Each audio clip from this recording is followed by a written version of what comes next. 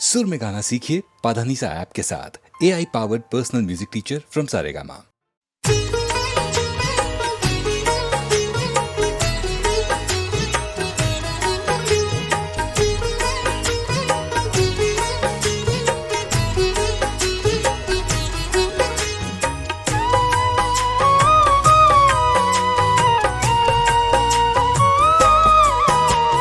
कल युग है कर्मों का युग, जो जैसा खेल रचाएगा, अपने कर्मों का फल प्राणी जग में वैसा पाएगा।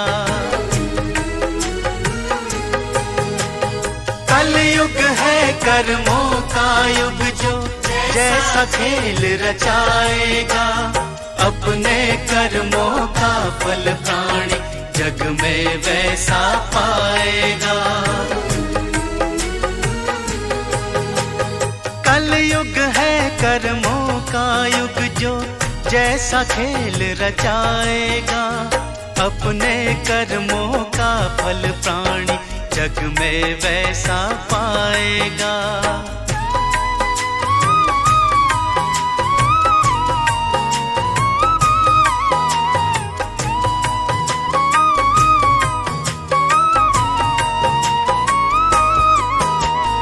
नगदी का है खेल जहां में, एक पल दे दूजे पल ले, एक हाट बनिए की जग है, सौदा खरा खरा कर ले।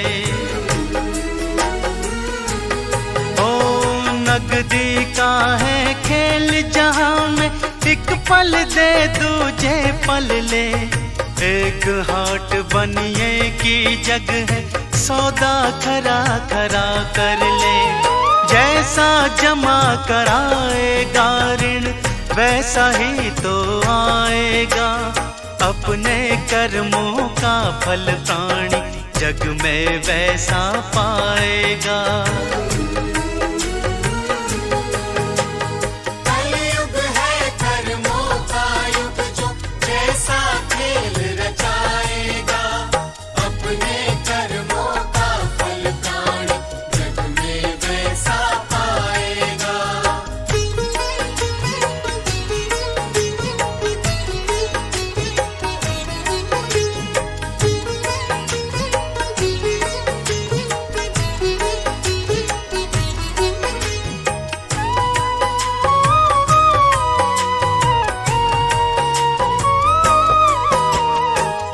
जग है कर्मों की भूमि, जीता और कोई हारा, जिसने मन के अहम को मारा, बनता भगवन का प्यारा।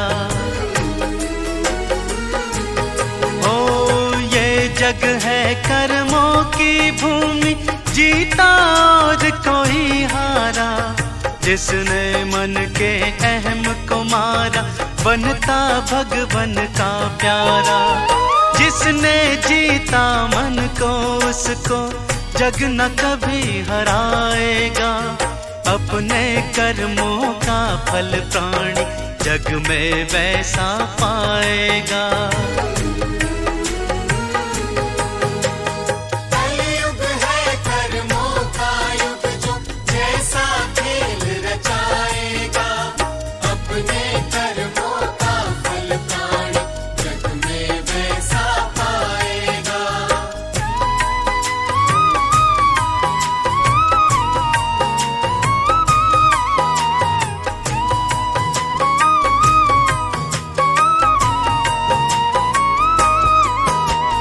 मेवे के बदले में मेवा, सेवा का बदला सेवा, देगा सुख आराम मिलेगा, देगा दुख आफत लेगा।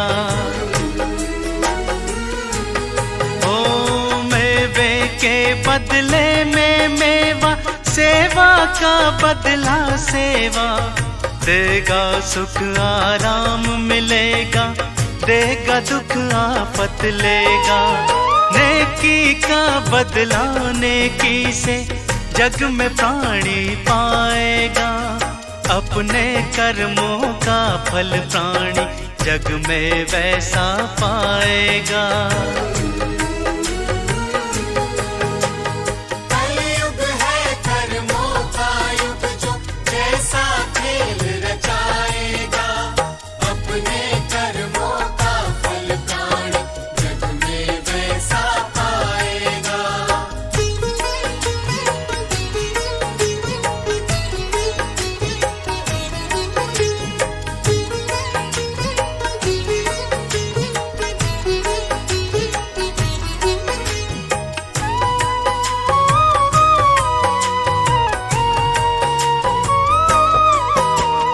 दूजे के घर आग लगाकर मद में प्राणी तू फूला, 2 दिन का घर चाकी चूल्हा माया के भ्रम में भूला।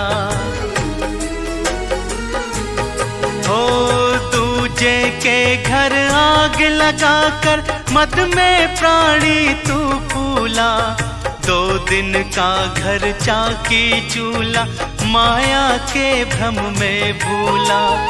एक हवा के झोंके में दिन का सा टूट जाएगा, अपने कर्मों का फल प्राणी जग में वैसा पाएगा। कलयुग है कर्मों का युग जो जैसा खेल रचाएगा, अपने कर्मों का फल प्राण जग में वैसा पाएगा।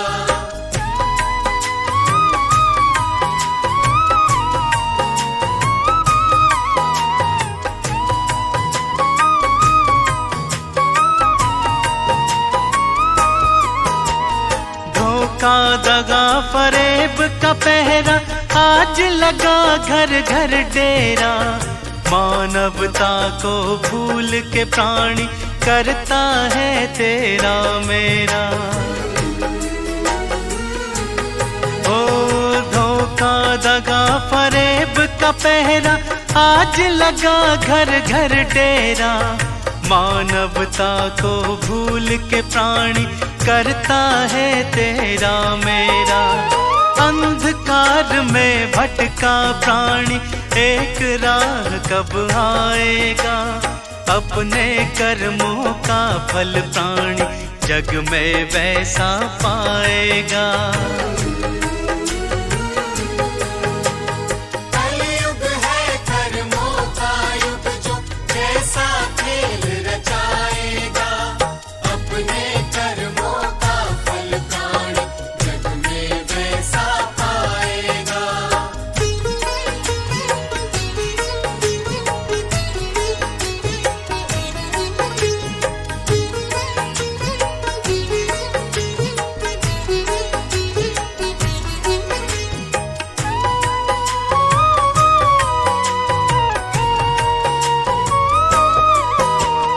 हाथी घोड़ों का ना लेखा, एक एक तिल तुलते देखा, सच का मोल मिले ना जग में झूठ सदा बिकते देखा। ओ हाथी घोड़ों का ना लेखा, एक एक तिल तुलते देखा, सच का मोल मिले ना जग में झूठ सदा बिकते देखा। ऐसा हाल रहा तो सच फिर ढूंढे से ना पाएगा, अपने कर्मों का फल प्राणी जग में वैसा पाएगा। कलयुग है कर्मों का युग जो जैसा खेल रचाएगा, अपने कर्मों का फल प्राण जग में वैसा पाएगा।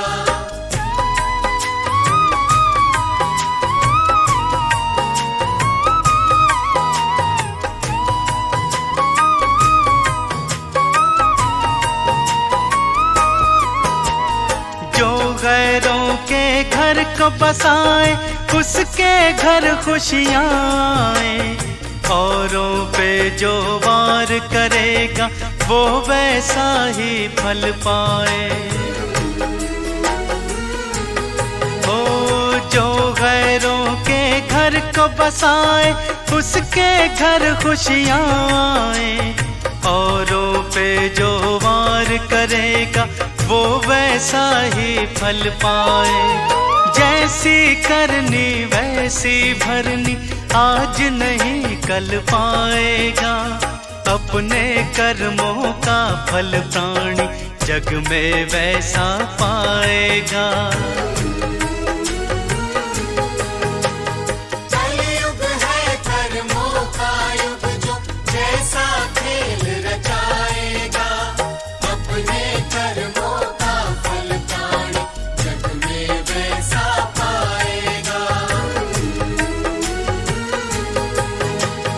कलयुग है कर्मों का युग, जो जैसा खेल रचाएगा। अपने कर्मों का फल प्राणी जग में वैसा पाएगा। कलयुग है कर्मों का युग, जो जैसा खेल रचाएगा। अपने कर्मों का फल प्राणी जग में वैसा पाएगा। जग में वैसा पाएगा।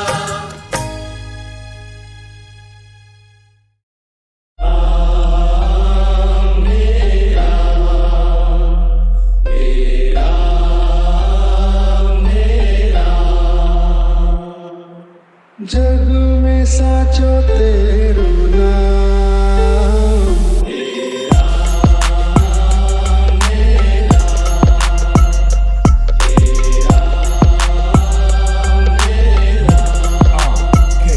On the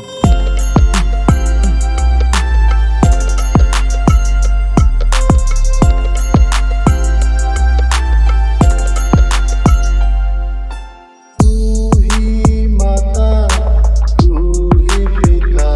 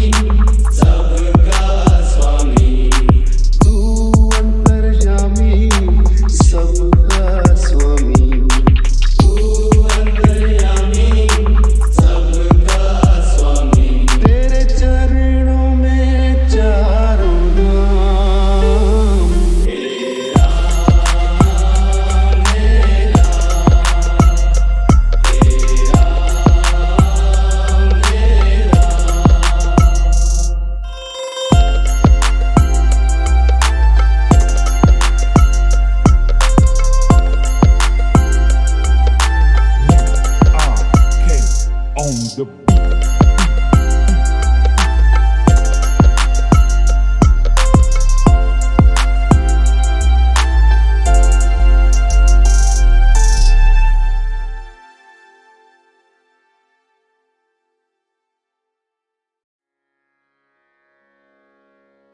दोस्तों, जीवन में कभी कभी ऐसा होता है कि अचानक से कोई कष्ट, कोई समस्या, कोई सीरियस प्रॉब्लम आ जाती है। उस समय ऐसी सिचुएशन से जूझने के लिए क्या कर सकते हैं? टफ कंडीशंस में कैसे खुद को मोटिवेट करें? मैं शैलेंद्र भारती आज आपको इस कथा के द्वारा यही बताऊंगा कि जीवन में आने वाली परीक्षाओं का कुछ मतलब होता है। वो किसी पर्पस से ही आपके जीवन में आती हैं। हमारी कथा भागवत पुराण से है।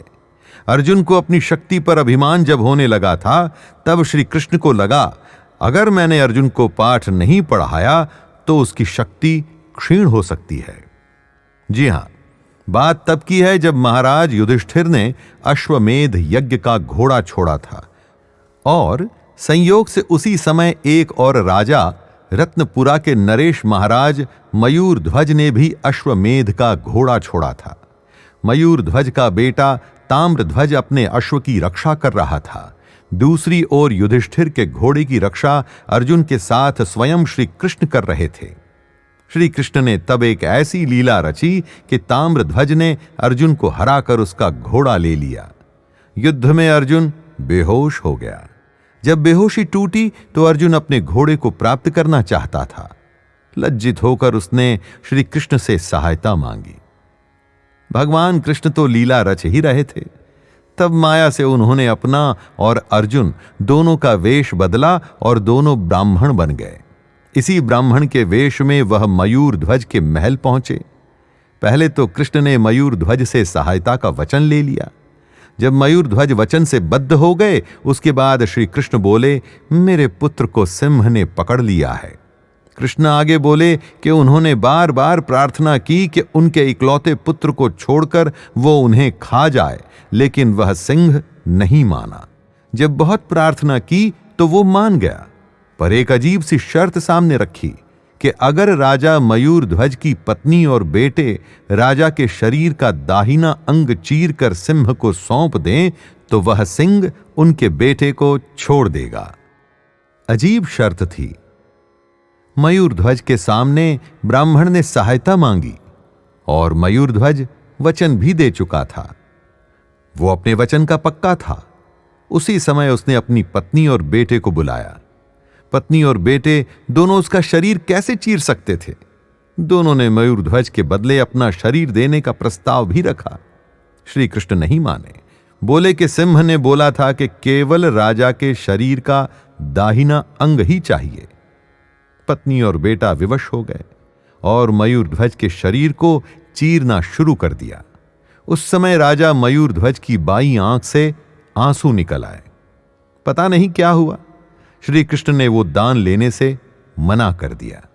मयूर ध्वज ने पूछा तो कृष्ण बोले कि दुखी मन से दिया गया दान कैसे स्वीकार हो सकता है? तब मयूर ध्वज ने उत्तर दिया कि आंसू निकालने का यह अर्थ तो नहीं कि दुख में ही आंसू निकल रहे हों। ऐसा भी तो हो सकता है कि बायां अंग पछता रहा हो कि दान में वो काम क्यों नहीं आया।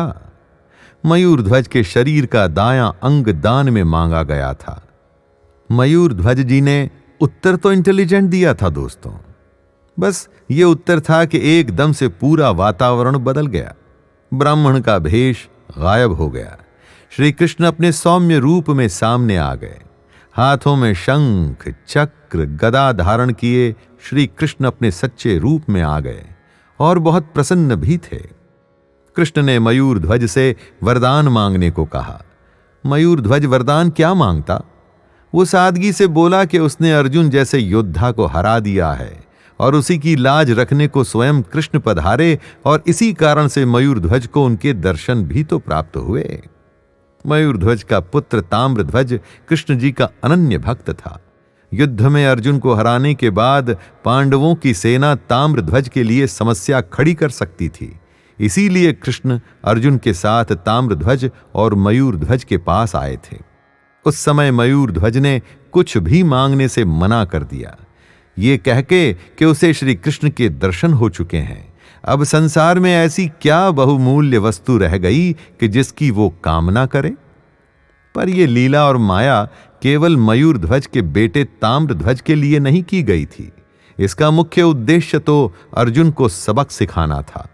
ये सब देखकर अर्जुन को बात समझ भी आ गई थी। अर्जुन उसी समय श्री कृष्ण के चरणों में गिर गया। वो समझ गया था कि यदि उसे अपनी शक्ति को चरम पर रखना है तो कभी भी ये सोचकर न बैठे कि वो सबसे बड़ा महान है। कभी न कभी कोई ऐसा योद्धा, कोई ऐसा कॉम्पिटिटर आएगा जो आपको धूल चटा सकता है। इसी बात के लिए यह अद्भुत कथा मोटिवेट कर रही है दोस्तों कि संघर्ष तो हमेशा चलता ही रहता है। आपको यदि लगता है कि आपने सब कुछ कर लिया, सब कुछ ठीक ठीक बढ़िया बढ़िया ही चलता रहे, तो शायद ऐसा तो होगा नहीं दोस्तों। रोज नई समस्याएं, रोज नई प्रॉब्लम्स आती ही रहेंगी, जैसा कि इस कथा में हुआ। आप इस बात को समझ करके अपने आप को मोटिवेट भी कर सकते हैं कि कहीं ऐसा तो नहीं कि मेन चैलेंज से पहले भगवान आपको वार्निंग दे रहे हैं कि आपको अपने काम, अपने कौशल और अपने टैलेंट पर ज्यादा मेहनत करनी है। अगर कोई बहुत बड़ा युद्ध होता, जैसा कि महाभारत का युद्ध, उसमें यदि अर्जुन हार जाता तो पांडव भी हार जाते। ऐसे ही लाइफ में कई बड़ी चुनौतियां आती हैं दोस्तों, और उसके आगे पीछे कई छोटी मोटी प्रॉब्लम्स भी चलती ही रहती हैं। यदि एटीट्यूड ही ऐसा बना लें कि ये सब तो होगा ही, और बजाय रोने या परेशान होने के आप उसका सॉल्यूशन ढूंढने लग जाएं, तो वो समस्या फिर उतनी बड़ी नहीं रह जाती। इस मोटिवेशन में सबसे बड़ी बात यह होती है दोस्तों कि आप भगवान को अपने साथ ही पाते हैं। यदि वो आपको कुछ सिखाने की कोशिश कर रहे हैं तो बचाएंगे भी वही। इस बात का आश्वासन भी मिलेगा, पर तभी जब आप लड़ने के लिए, फाइट करने के लिए तैयार हों। है ना ये अच्छी बात दोस्तों? इससे यही सीख मिलती है कि हमें जीवन के सारे चैलेंजेस को एक्सेप्ट करके उसके साथ जीना चाहिए। फाइट के लिए हर पल हर दम तैयार रहना चाहिए। फिर तो ईश्वर आपके साथ ही है। इसी के साथ मैं शैलेंद्र भारती आपसे आज्ञा लेता हूं। धन्यवाद। जय श्री राम, जय श्री राम, जय श्री राम, जय श्री राम।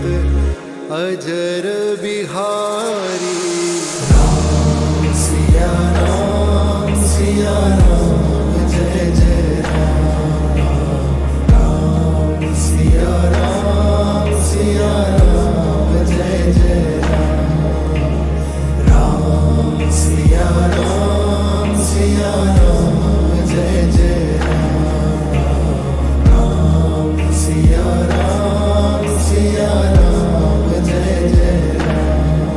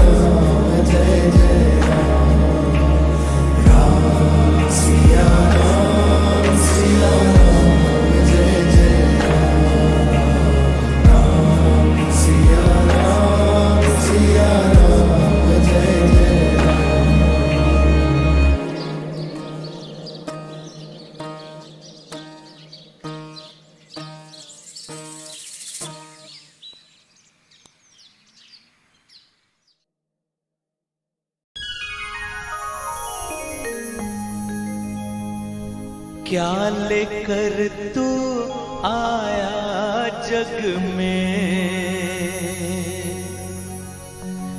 क्या लेकर तू जाएगा।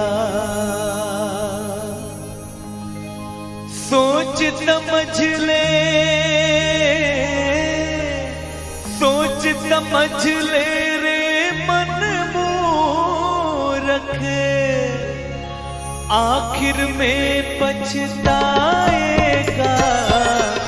क्या लेकर तू आया जग में, क्या लेकर तू जाएगा।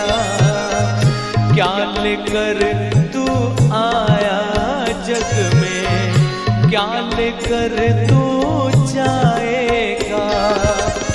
सोच समझ ले, सोच समझ ले रे मन मूरख, आखिर में पछताएगा। क्या लेकर तू आया जग में, क्या लेकर तू जाएगा। क्या लेकर तू आया जग में, क्या लेकर तू जाएगा।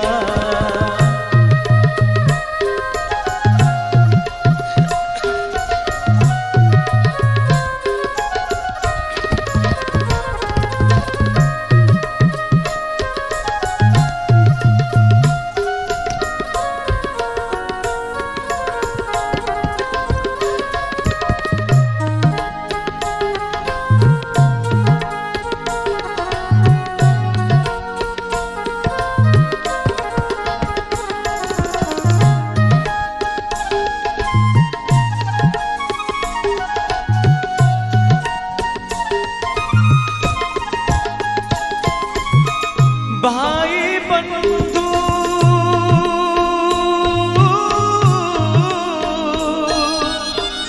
भाई बंधु मित्र तुम्हारे मरघट तक संग जाएंगे।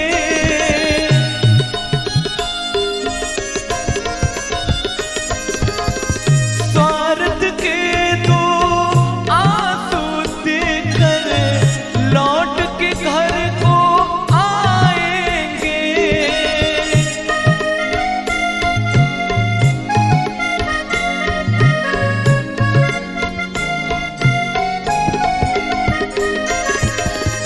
कोई ना तेरे, कोई ना तेरे साथ जाएगा। काल तुझे खा जाएगा। क्या लेकर तू आया जग में, क्या लेकर तू जाएगा। क्या लेकर तू आया जग में, क्या लेकर तू जाएगा।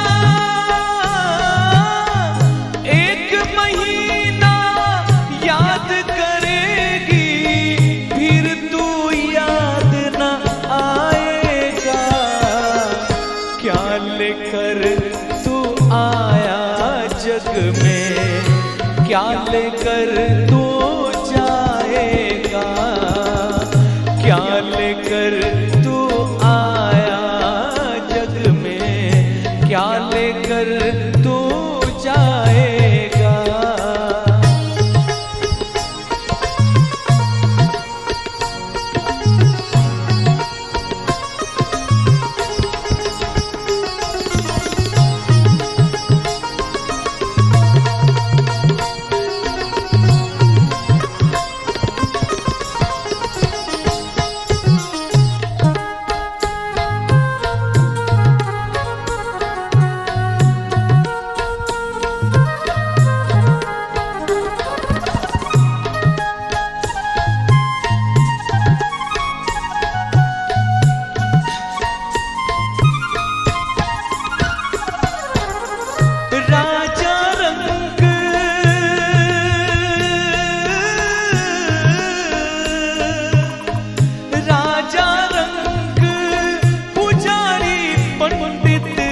सबको एक दिन जाना है,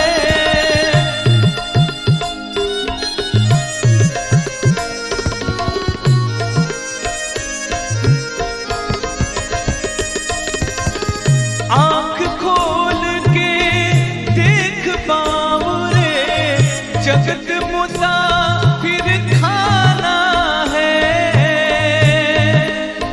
और पवन कहे सब पाप पुण्य यही, पवन कहे सब पाप पुण्य यही, अंतिम साथ निभाएगा।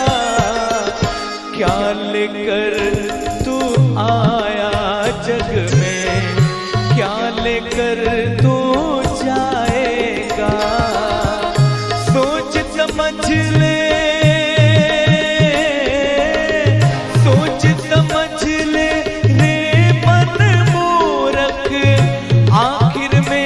पछताएगा। क्या लेकर तू आया जग में, क्या लेकर तू जाएगा, क्या लेकर तू आया जग में, क्या लेकर तू जाएगा, क्या लेकर तू आया जग में, क्या लेकर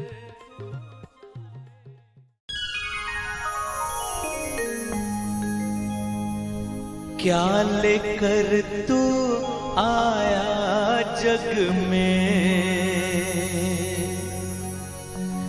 क्या लेकर तू जाएगा। सोच समझ ले,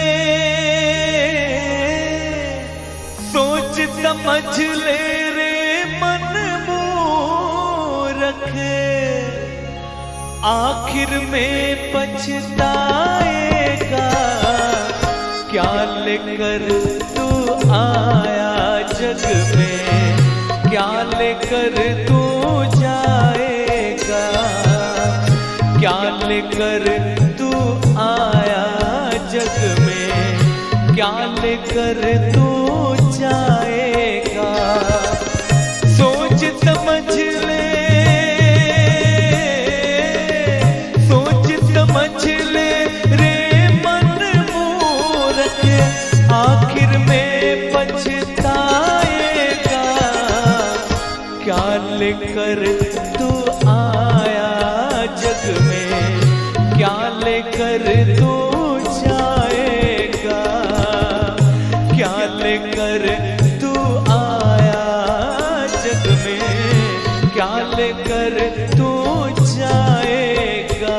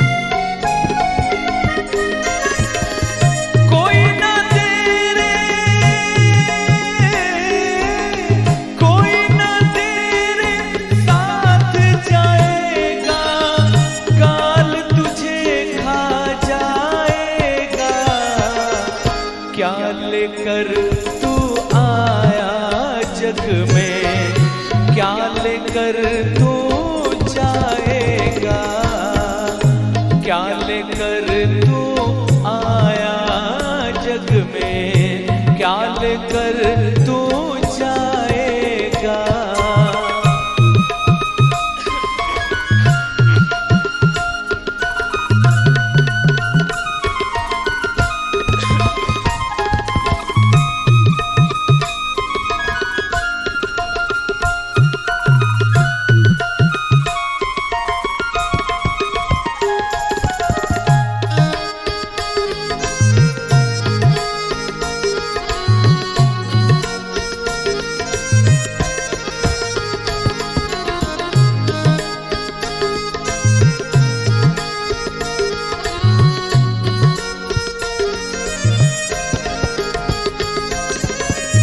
कंचन जैसी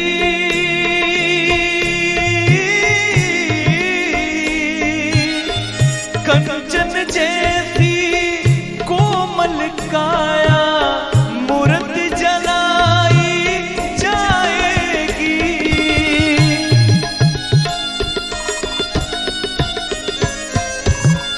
जिस नारी से प्यार तू करता बंधन तोड़ के जाएगी।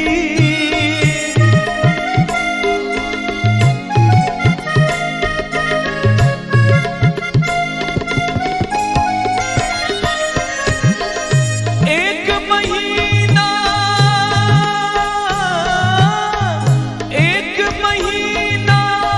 याद करेगी, फिर तू याद न आएगा।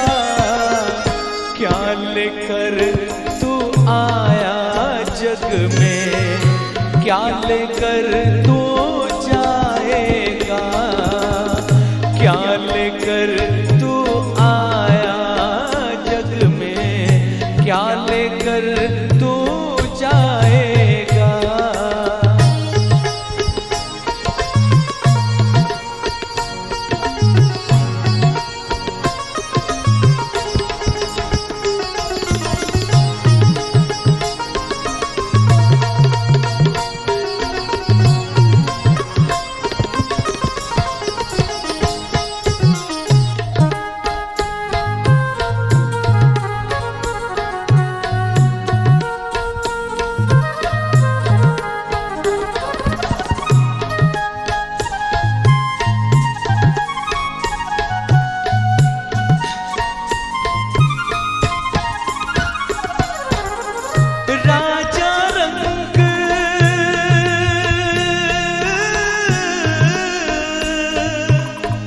राजा रंग पुजारी पंडित सबको एक दिन जाना है।